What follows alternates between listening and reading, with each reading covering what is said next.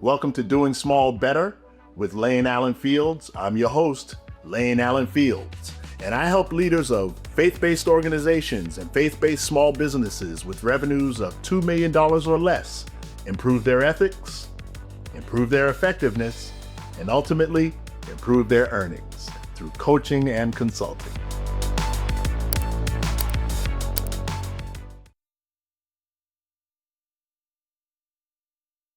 Now, let me tell you why establishing a good name matters, especially to faith-based leaders, especially to smaller organizations.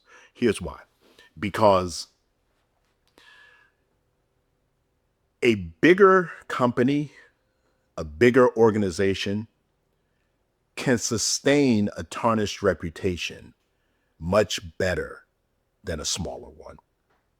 For those of us who have small businesses, small ministries, for those of you who have been struggling trying to get traction, I can tell you firsthand that if you are small and you have a bad name, you have a bad reputation, or you just haven't built up enough credibility in your name, that can literally wipe out your business. It can cause you to have to close your doors, because the lifeblood of a small organization is referrals. And a good name should lead not only to referrals, but good referrals, better referrals. The reason being is because a good name resonates and it reverberates in your absence. A good name resonates and it reverberates in your absence. I find that a good name stays on people's mind long after you're gone. They don't just remember what you did, but they remember who you are. They don't just remember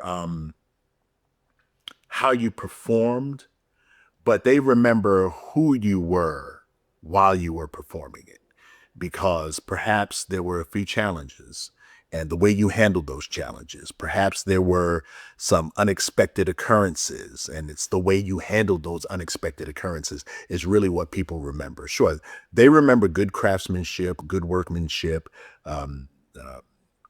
good performance. They do. That goes without saying. You have to have that. But more so than what you did, what really resonates is who you were while you were doing it. What was your character like? How true were you to honoring the commitments that you made? Did you demonstrate the appropriate amount of respect for your client, for their needs,